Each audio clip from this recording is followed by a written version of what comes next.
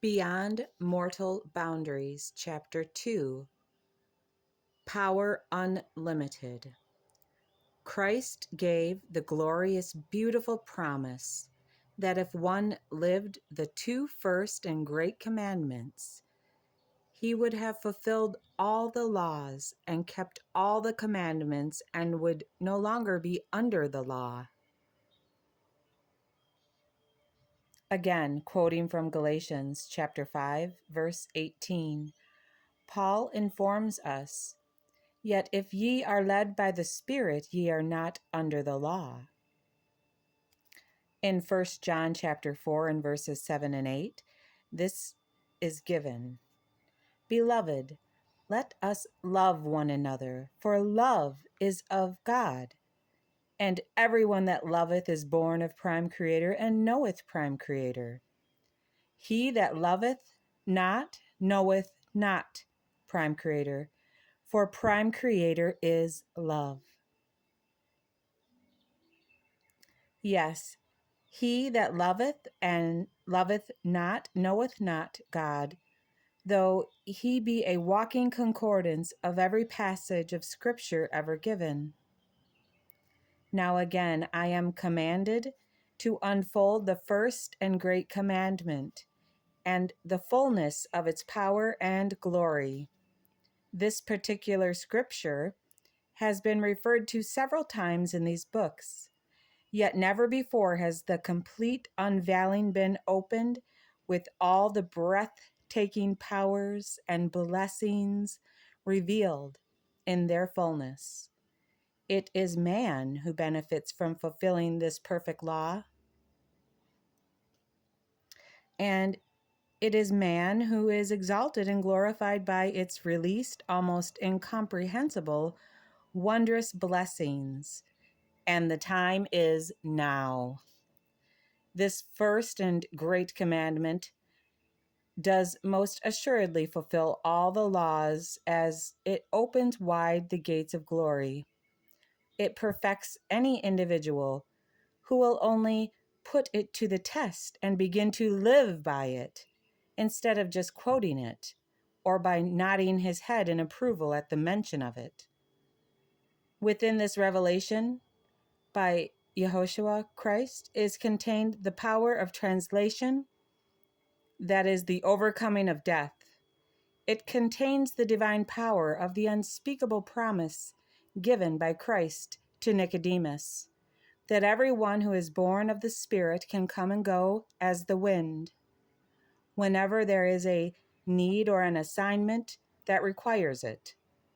And no man will know from whence he came or whither he goeth. And no man will know from whence she came or whither she goes.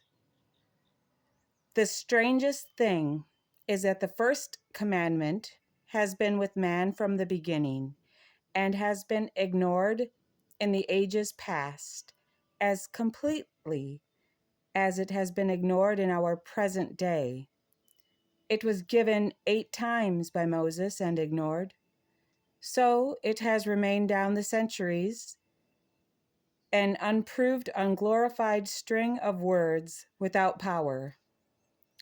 Note the following references: Leviticus 19:18 and 34, Deuteronomy 6:5, 10:19, 11:1, 13:22, 19:9, and 30 verse 6. Why have those who have continually searched the Scripture never beheld these numerous references to a law or invitation so divine and so powerful? It is by the fulfilling of this one great law or divine invitation to approach the throne of Prime Creator that all the laws of righteousness are fulfilled and all power bestowed. This time, as it is quoted, the full power of its revealing glory will unfold to him who can take hold of the promises and accept them by faith. The wonder of Prime Creator's unfolding is almost unspeakable. And with deepest love, I invite you to venture with me into the sacred precincts of your heart. As one concentrates his energies on loving Prime Creator with all their heart, the great living heart center, not just the heart organ, he and she will find that holy center of peace, the peace that passeth all understanding. This is a heavenly place to enter into, even for only a few minutes, in these days of hectic, wild, anguished living. As one enters that heart center with all the love that he and she can possibly generate flowing out from him, he will realize it is a realm of unfolding, breathtaking power. Within this divine heart center is contained the Holy of Holies of his own inner soul, in that he can commune with Prime Creator. This is the place of sacred communion, Holy Communion. It is the secret place of the Most High. Here, one can close the door to the whole entire outside world and its conditions of strife and know that he is being bathed in a purity of light and love, such as he has never before known. He discovers his own great center of love, and thus he can open up within himself the fountains of living waters that Christ promised. They could also be designated the fountains of eternal youth. As one continues to enter into the sacred precinct of his own heart, he will realize that as he sends out love, the love of Prime Creator will begin to be poured out through him. And this love of Prime Creator that is shed forth through the hearts of the children of men, women, is the fruit of the tree of life.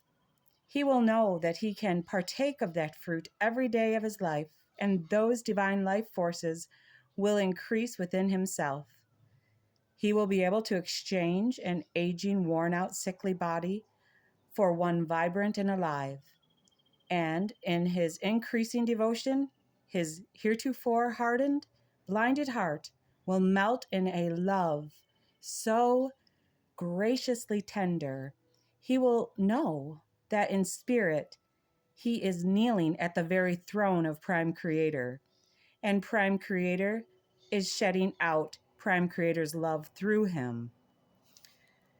As one sends love through his heart, he discovers that this love that he releases contains that this is required to buy the gold tried in the fire mentioned in Revelations chapter 3 verse 18. This precious gold that man is invited to purchase can only be obtained through the released love of his own heart. Excuse me. This gold will make one rich indeed. This is the gold of Christ is the refiner. As he sits with his fan in his hand,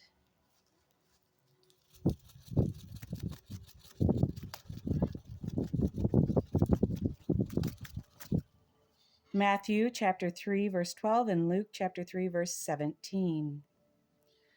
As the refiner occasionally leans over and fans away the vapors from that molten cauldron of ore, he will be able to see his own face reflected in that precious gold when it is completely purified.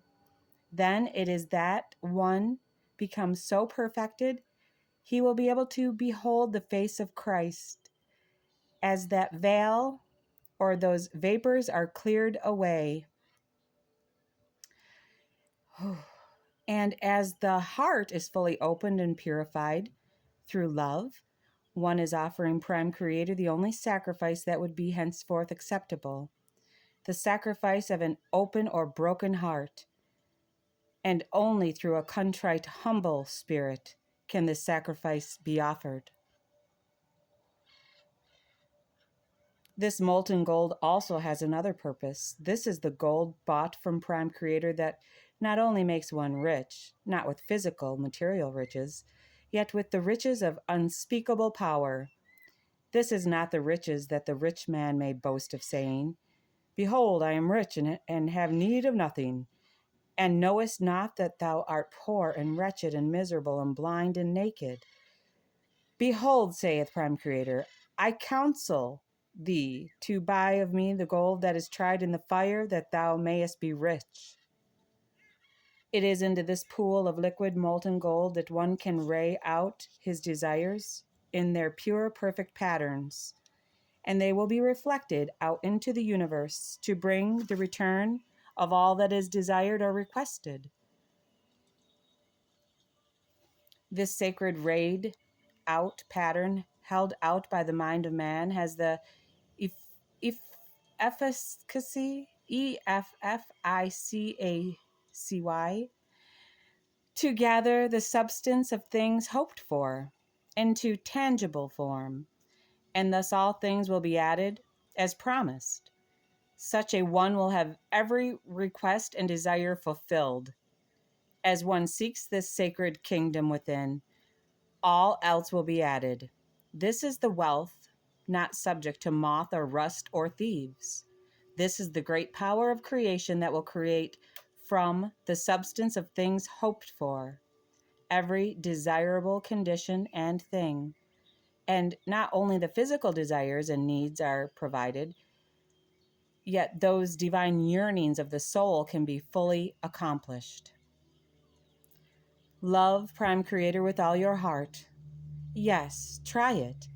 Love Prime Creator with all the strength of your heart and feel the power of that love.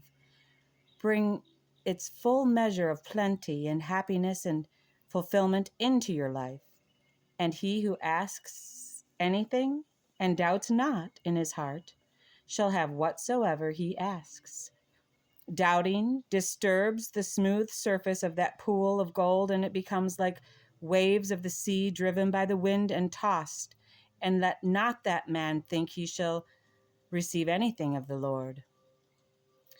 Few indeed have accepted the promises or sought to fulfill them, and none have sought to prove the powers of fulfilling that first commandment that was reaffirmed by Yehoshua Christ himself.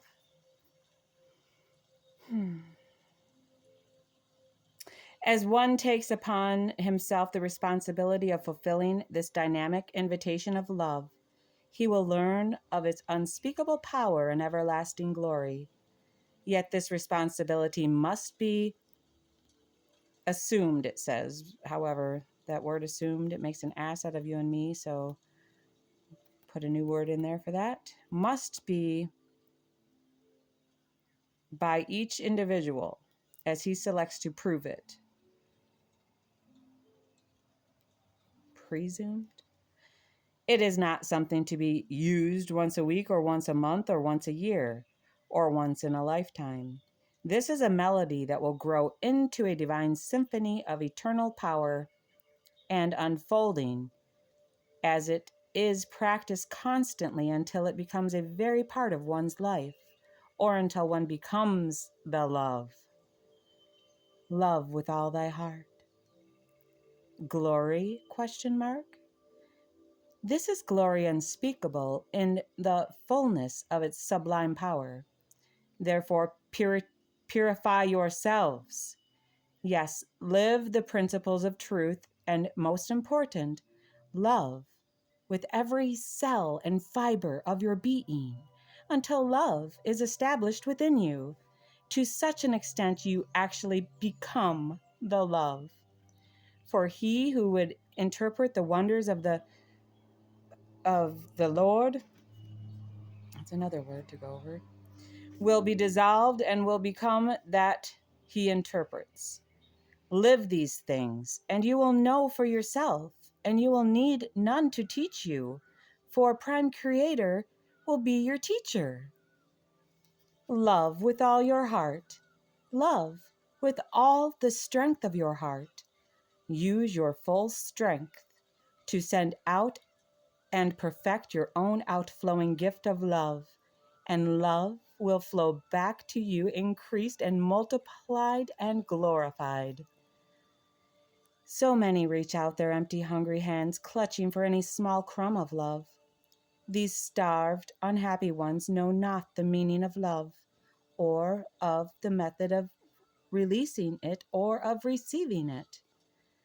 The entire secret of receiving love is in learning to give out love. Love attracts and multiplies itself. Love draws friends and multitudes and becomes an enlarging magnet of glorious, outpouring, healing perfection. It is endless, boundless, and powerful in its tender release. It is the glory of Prime Creator in action in the lives of men, women, and children. Love in action. This great, powerful love of divine perfection is not self-love that so many possess. Self-love is stifling and most destructive if it does not include one's neighbors and the whole world and the creator thereof. Love must flow out in order to be increased and returned. Love heals, love blesses, love restores and perfects all things. Love is as limitless as the universe as one seeks to bless others with it. Love overcomes the ugly little mortal self that is always trying to take and to receive and yet never gives. The strident little mortal self with its self-seeking and self-acclaim is dissolved before the releasing of one's own fountains of love. As one continually practices love, love unfeigned, and prays with all the energy of heart to be possessed of it, he and she will eventually be born of love, or born of Prime Creator. This released love of the heart contains the power and the blessings for anyone who will look beyond the words into the very heart of its powers and begin to take hold of its everlasting divine promises through faith. The dross in the original ore is the mortal self, with its selfish vibrations of desired credits and acclaim blocking its way. It is the physical mortal weaknesses that are cloaked in the covering of pride and hypocrisy that veil the wondrous glory of this path of fulfillment. As one perfects love within himself and herself, the dross is burned away, and Christ, the refiner of pure gold, rejoices in the revealed vision of perfection that finally stands forth purified and prepared for utilization. Oh, so be it, and it is so. This will complete Chapter 2, Power Unlimited. I do feel it begins with self-love, and then we must share and give love once we know how to love ourselves. I love you all. Peace and aloha.